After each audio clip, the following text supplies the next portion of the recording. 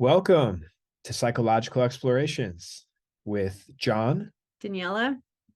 Today, we're going to be looking at Freud's 1919 essay, The Uncanny, as part of our, look at some of the major texts from psychoanalysis that we find interesting. And because it's sort of spooky season, seems like a good time to look at this particular essay.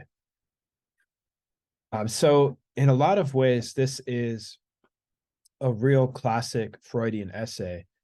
It's a short essay. It's maybe 40 short pages, and it has a lot of the features that characterize Freud's signature prose style. So Freud he's really well known for developing a sort of signature style of writing where he is taking us on a journey with him as he's thinking through an interesting concept or problem.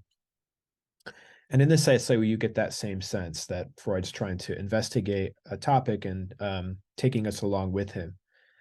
So whatever else we might think or say about Freud, he definitely approached every topic with a real intense curiosity and interest in what had already been said or written about it.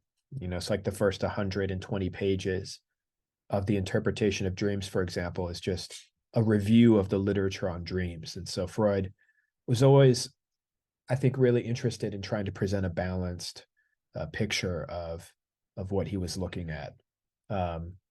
We have this little quote here from the essay to highlight that. Quote, having followed the discussion as far as this reader will have felt certain doubts arising in his mind about much that has been said, and he must now have an opportunity of collecting them and bringing them forward. We selected this quote out just as an example of how Freud's kind of inviting us to think alongside him and raise objections and think about counterexamples. So we'll start with how Freud defines the uncanny. What is the uncanny? And here we'll quote directly from the essay. It, the uncanny, undoubtedly belongs to all that is terrible, to all that arouses dread and creeping horror. It is equally certain, too, that the word is not always used in a clearly definable sense, so that it tends to coincide with whatever excites dread. And then we have a picture here of the 1977 movie, The Uncanny. Yeah, I'd recommend if you want a good laugh and chuckle to watch this old movie. It's an anthology horror movie.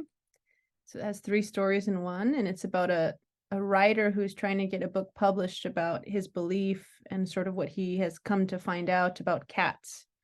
And he thinks that cats are these supernatural creatures and actually the devil in disguise. And so he goes through sort of three tales that he sees as proof of this. And the first tale being an older woman who is dying, and she's very rich and she has a fortune to give.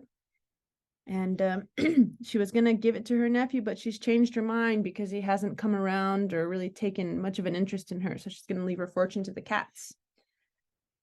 Her maid is the mistress of the nephew, and they plot to take the money from her.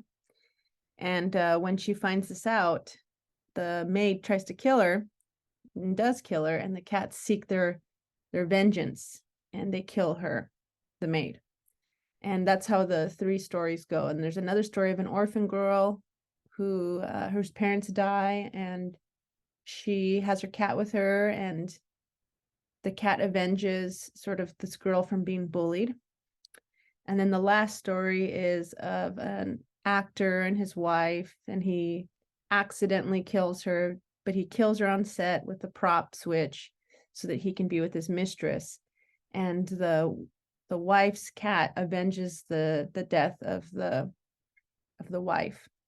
And so in all 3 stories, there's this running sort of theme of these cats being evil. But I would say that the uncanny qualities of the story are within the children and some of the other sort of themes that we saw throughout. I don't know, John and I watched it last night just for fun. What did you think, John? Yeah, it was a really fun movie. I definitely recommend it for anyone who likes kind of old scary horror stories That are also kind of that are funny. also kind of funny. Yeah, have a kind of funny quality Because the because of, cats were cute. yeah, like, yeah, these Killer cats cats. as being evil. Mhm. But yeah, this will be kind of a theme running through our presentation, sort of media representations of the uncanny, because as Freud demonstrates in his essay, and we'll touch on this throughout, is that the uncanny is really more potent and most powerful in these media representations, where we can sort of blur the distinction between the imaginary and reality in ways that make it difficult to really distinguish whether we're in the real world or some sort of fantasy world. And so in this story, you're seeing these cats sort of all taking this active role in Avenging. avenging and killing, and yeah, really really interesting, really fun to watch. Mhm.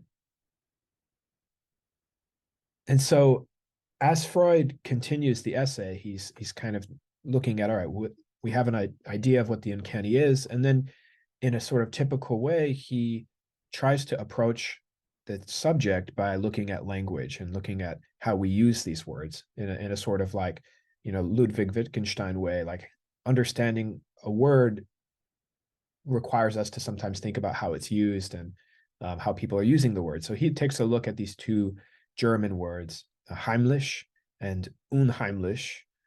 And unheimlich is the word that is translated as uncanny into English. And basically, what he comes to demonstrate is that the terror, or what provokes terror in us by something that is uncanny, is already known to us. So the uncanny belongs to, quote, that class of the terrifying, which leads back to something long known to us, once very familiar. So, in some sense, then, the uncanny is a sort of subset of the Heimlich, of what is familiar. And so he quotes here, among such cases of anxiety, there must be a class in which the anxiety can be shown to come from something repressed which recurs. This class of morbid anxiety would then be no other than what is uncanny. So something that wasn't supposed to come back, but it does. Um, that's what we're looking at with that kind of dread anxiety. And then we have here a kind of media representation of that idea. Right. It follows an indie horror film, a very good film, I would say. It's really a story about a fatal curse that's passed down through intercourse. And that's how the movie starts, with the main character just having sex with this guy in her car that she had gone on, I think, a date or two. It was fairly new. And once this curse happens, so it gets passed through the intercourse, death sort of creeps towards you as someone known, or as a familiar stranger, I would say. Mm-hmm. And in the story, in the movie, the death that follows you, it is the representation of somebody that you know, but they also don't look like somebody that you know, but it is someone that you know. And John and I have watched this movie, I think, maybe 2 times. Mm-hmm. So John, you could speak a little bit to this movie too, and how it relates to what you're speaking about. Yeah, I think the uncanny quality of this film also is seen in its sort of blurring of time. Like, you don't really know what time period you're in. It could be any time. There are these, as you can see in the movie poster, there's this kind of like old vintage looking car, but then, and you see these kind of older vintage looking cars throughout the movie, and yet people are on their smartphones. So you're like, is it present day? Is it 30, 40 years ago? Yeah, it has this kind of like quality to it where you don't really know what kind of world you're in. It sort of blurs again that distinction, which is, I think, partly what gives it that sort of creepy, uncanny feeling. So here Freud is suggesting, asserting that the German word Heimlich conveys two separate ideas. So there's the first one, which is that which is familiar and congenial. And the second one, that which is concealed and kept out of sight. And those seem kind of like contradictory ideas. Something, how can something familiar and friendly also be something which is supposed to be kept out of sight? And so he kind of, in this essay, describes to us how the word tends to then take on this sort of like opposite meaning. It sort of absorbs this sort of opposite meaning of something that is supposed to be kept out of sight, but is nevertheless familiar to us for some reason. The uncanny, when we think about that, is often thought of as the opposite of this first meaning, right? So something that's uncanny is often thought of as the opposite of something familiar, something weird and spooky that we've never seen before. But Freud is citing in this paper cites the German philosopher Friedrich Schelling, who put forth this idea that, well, the things that are uncanny are actually things that are meant to remain hidden. And so he suggests then there's this inherent relationship between the uncanny and the mechanism of repression, which a lot of people are familiar with when it comes to Freud. So it's uncanny because it was repressed. It's repressed because it was, meant to kind of be kept out of our awareness for some reason. And why it wasn't, meant to come forth, that's something that, Freud doesn't exactly explain, or, that's another kind of thread that we can kind of take. But the important idea here is that it's really that repression is at work, and that's what sort of makes something uncanny. And so Freud continues the essay by presenting his take on a short story written by the author E.T.A. Hoffman, The Sandman, and kind of in keeping with this psychoanalytic tradition that he established, Freud likes to use literary examples as a method of investigating these psychical phenomena like the uncanny. And so in this story, The Sandman, the character is a young man who starts to notice, figures that remind him or make him think back to this time when his dad passed away. His dad died under these sort of mysterious circumstances when he was a young boy. And the story kind of centers around this returning back to the scene of the father's death. And so Freud here kind of introduces this idea of castration anxiety, an idea that he introduced in his theories on sexuality, but that he brings forth in this essay to talk about one way in which repression might lead to this feeling of uncanniness.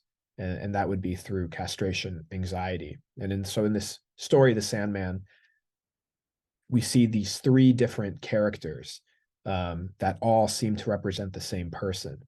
And all of it sort of centers around the boy's relationship to his dead father and this mysterious figure, the Sandman, who comes to represent these different people in the young man's life. And so there's also this idea of familiar faces coming back.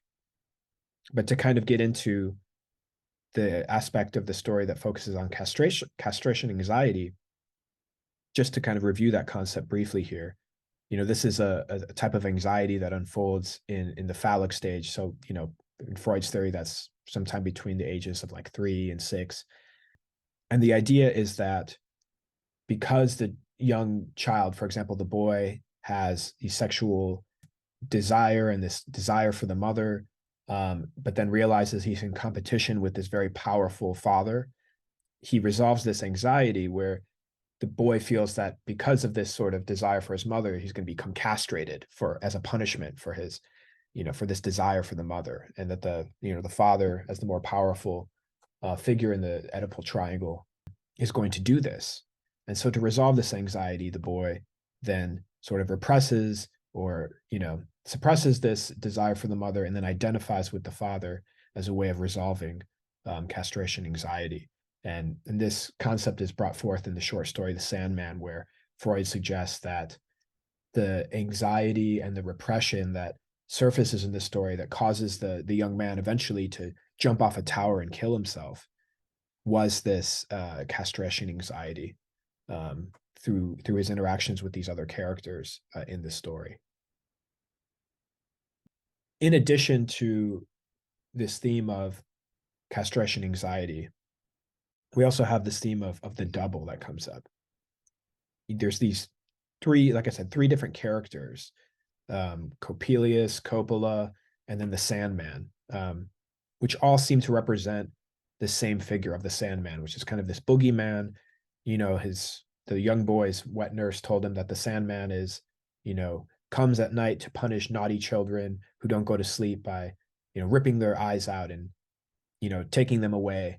And so he becomes kind of fascinated and compelled in this story. And so he starts to see, want to know more about the Sandman. And that's where these other characters come in, where he starts to confuse these, again, and we're not really sure whether we're in real life or fantasy world, but these real people and the Sandman. And so Freud kind of suggests that this idea of creating a double at one time was a sort of protection against our fear of death, of extinction. But once we've kind of overcome this idea of needing immortality or, having a double to live forever, that the double becomes a harbinger of death. And so it comes to represent our fear of death. And then we have some other sort of examples of doubling that we see in the horror genre. Right. Many of you are probably familiar with the movie Us by Jordan Peele. Came out, what, 5-6 years ago, something like that. And in Us, I think what's really interesting about this film, and I'll just give a short summary, right? It starts with Adelaide. She is the wife, and her family is on a trip to a childhood beach that she used to visit. And as she's getting closer to the beach and just the whole sort of experience, she starts to have this feeling of impending doom. Something's going to happen. And then it gets realized after they visit the beach, they come back, they're in their beach home. There's a lot of juxtapositions. I think a lot of people have done some really good analysis of this movie. And these intruders come, and when the intruders finally take off their masks, they realize that these intruders are them, or projections of them, meant to look like them. And this is happening not just in their home, but in other homes too. And the doppelgangers, the doubles, are killing their families. And I think that's a good sort of summary of what happens. There's a lot of imagery, there's a lot of symbolism throughout this movie.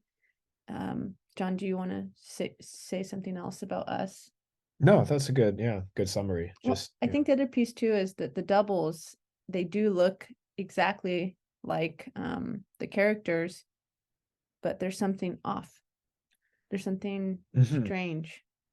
Yeah, there's sort of, in the double, there's a projection of either some maybe like disavowed feeling. So again, that's kind of a classic projection. So on the double comes to represent all these maybe disavowed feelings of, that we're not allowed to have. That's kind of maybe keeping with sort of the classical definition of projecting. And so, we project onto then the double these different feelings, positive or negative, and then they come to represent these other parts of us through the doubling. And my guess is in horror genre, there's a lot more really great examples of the double, but the first that came to my mind when we were thinking about this were the twins from The Shining. But I'm sure if we, for real horror buffs, that there are a lot of good examples of the double and the uncanny. I mean, you could think of like the Upside Down too in Stranger Things, the sort of other world underneath the other one where everything's reflected. But that theme of reflection. What is up is down, what is down is up. You see that a lot in horror for sure. So another prominent feature of the uncanny would be these ideas of recurrence and then involuntary repetition. So all uncanny experiences seem to have these qualities to them, right? Recurrence of similar situations. So, deja vu kind of, right? Like I know I've been here before. But also this feeling of involuntary repetition. Like I've been here before, but I didn't mean to. Like I don't know why this is happening. This experience of finding yourself back where you started, or, the common trope of like the campers lost in the woods who keep going in circles as they try to escape, or getting lost in a city neighborhood passing the same buildings. In this essay, Freud talks about how he got lost in a city, and then he's talking to us about how like he saw all these painted ladies in this kind of seedy neighborhood, and he really quickly tried to get out of there, because God forbid, like he has an interest in these painted ladies, right? So he tries to escape the neighborhood and he finds himself back there again. And then he's back in this same seedy street. And then he tries to get out and he's back there again. And he keeps kind of returning to this same street in the same neighborhood. And, kind of like revealing to us a little bit of his like what some people consider maybe his more like prudish kind of qualities, because he's kind of like shaken by the sight of these painted women. But that he uses this as an example of a kind of uncanny experience he's had that maybe many of us have had too, where we're wandering around and we kind of notice we're getting lost, but kind of finding the same places over and over again, like in the movie too, the Blair Witch Project. Right. But before we talk about the Blair Witch Project, it's just a fun fact. You told me once, John, didn't Freud have like a niece or someone close to him who like couldn't stand the sight of penises and would go and like take all those mushrooms down that look like penises? What was that? That was so funny. Yeah, I don't know. I have to go back. Yeah. I'm not sure exactly where that's from, but something something along those lines, right? yeah. Yeah.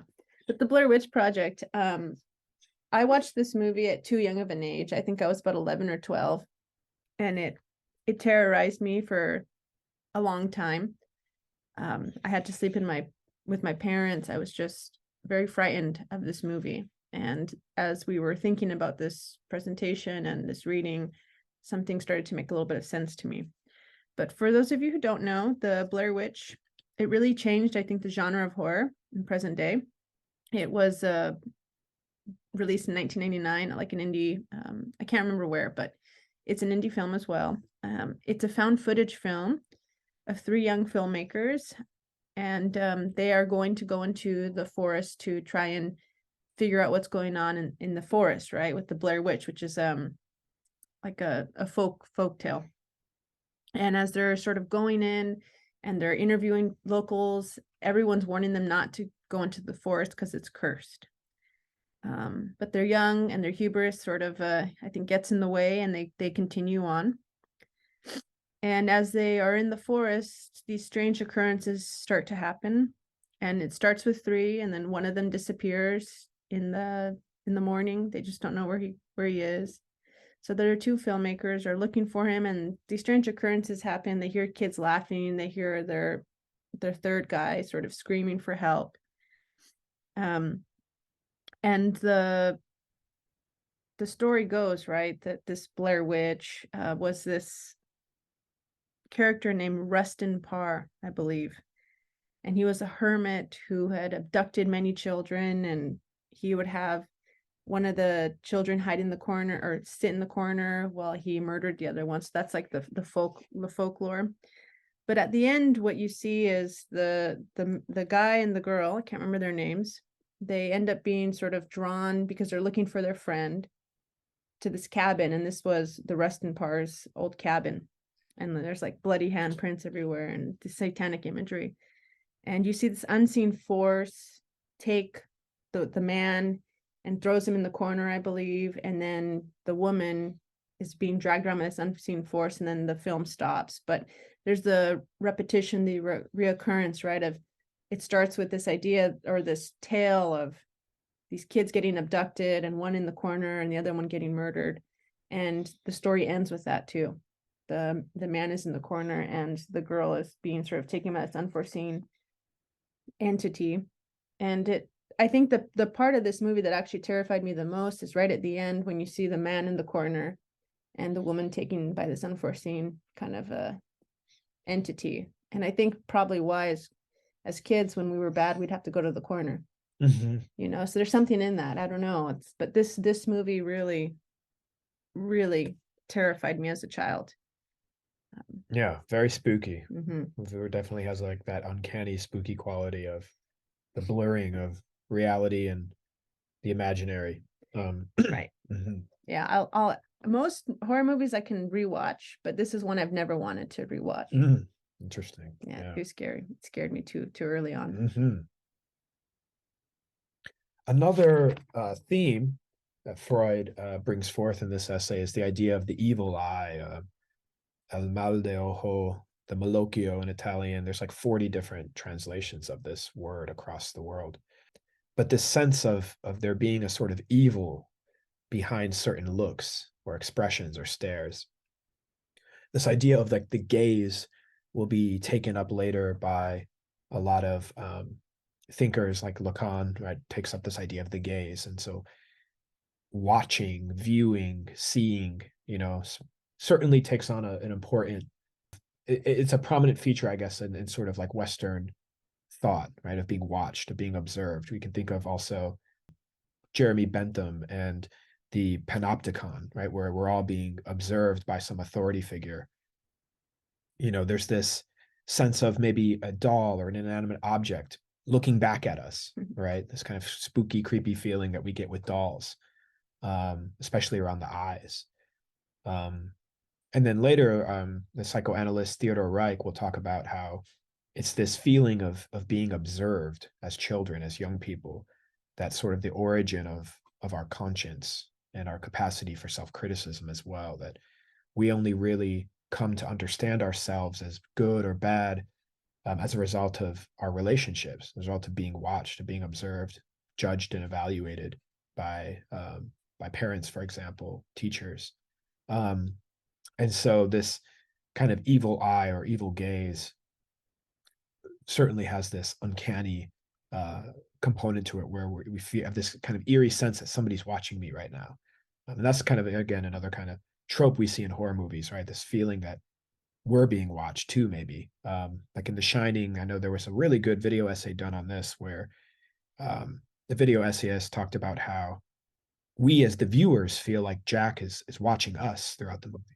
This kind of feeling of we're being observed by him, and it gives us this creepy, eerie feeling that we're somehow going to be next, that he's going to come get us. But then we also have, of course, the evil eye of Sauron here. Right, the symbol of Sauron, the Dark Lord. I think, just in a really simple way of understanding it, is that the eye of Sauron is really a projected mental image to show that Sauron is incessantly like vigilant, and he's piercing in his perception, and he's always watching. Mm-hmm. Yeah, and that may come right out of the panopticon of Jeremy Bentham, of we're good boys and girls because we're being watched, and we need to always kind of be on our best behavior, even when nobody's watching. We still have this feeling of being watched, this sort of omniscient, omnipresent eye, which is represented by the eye of Sauron.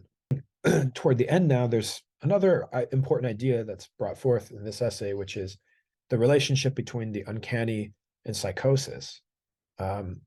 Here, quoting Freud, an uncanny effect is often and easily produced by effacing the distinction between imagination and reality, such as when something that we have hitherto regarded as imaginary appears before us in reality, or when a symbol takes over the full functions and significance of the thing it symbolizes, and so on.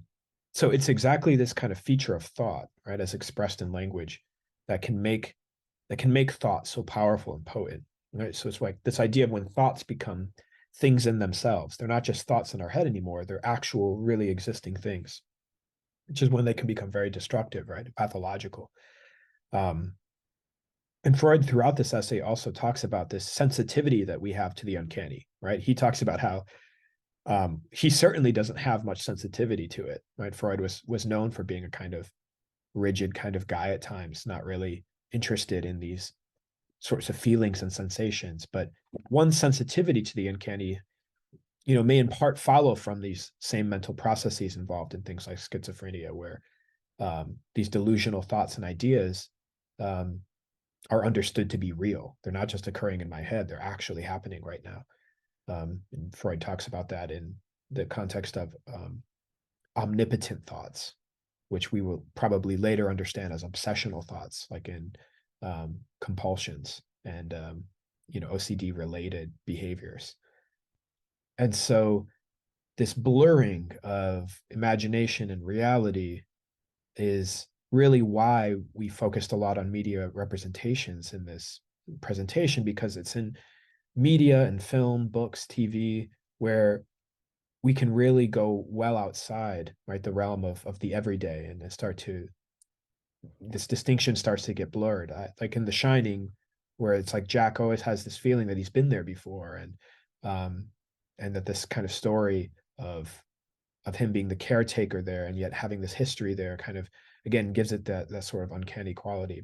What did you have on The Shining? I just boiled it down to 3 points now. I think The Shining's a story of a man's mental deterioration. Mm-hmm. I think it's a story of cyclical abuse and violence. Mm-hmm. I mean, the story starts off with them sort of going on this trip because Jack had broken Danny's arm after he was in a drunken rage. Mm-hmm. And then I think the last piece, as I've watched this film many times, is a boy and his gift, right? Really is what saves him and the mother Mm-hmm. from the dad, right? The boy's gift, he telepathically calls to, gosh, why am I forgetting his name? And he comes in from his trip in Florida to Mm-hmm. save, Danny and the mom. Just can't remember his name. Yeah, that's gonna bug me It's too. gonna bug me so much. We'll figure it out. Yeah. So for me, those are kind of the 3. But I mean, so many people. This is a movie that I think, and for some of the reasons we're talking about right now, it's been dissected. There's conspiracy theories around it. There's a whole documentary, I think, Room 237 on this. Yeah. Was it Halloran? Was that it? I'm not sure. No, it's gonna bug me. But yeah. Yeah, Dick Halloran was the character, yeah, who comes to save him, who also had the gift, right? He had the gift, They The could Shining. communicate. The Shining, that's right. Mm-hmm. But yeah, a film that's definitely steeped in the uncanny right throughout. Absolutely. Yeah. So to conclude and just give some final thoughts, as we've said throughout, right, the uncanny takes on more potency in media representations because of this blurring between the imaginary and the real, and the ability of filmmakers and writers to conjure these images up in our minds. We don't always get these uncanny feelings or experiences in everyday life. We all certainly have them from time to time, right? Like feeling of deja vu or a familiar face or being watched. But it just definitely takes on this added quality in media, right? Freud talks about how this experience is a lot more prominent when we're reading a scary book, or nowadays we'd say watching a spooky movie. That spooky quality is more alive in these media representations. And just continuing in his tradition of studying the pathological as a way of understanding quote unquote normal behavior. So Freud is always sort of interested in understanding how pathology is really just an exaggeration of things we all do, which is in a sense kind of depathologizing, right? It's kind of, and then he takes that same tack in this essay by talking about these maybe sensitivities to the uncanny that people have, that we all have, but some people just maybe have more than others. And we also did a video, a lecture on Winnicott's essay, The Fear of Breakdown. And I just thought we could bring it back to that and think about how in that essay, Winnicott's also suggesting that something that was once known to us, familiar to us, an experience that we once had, but that became repressed, comes back later, recurs, and in a sense, right, we start to get the feeling that it's happening again, and that it provokes this anxiety and terror, which is the fear of breakdown, and this idea of that the breakdown already occurred.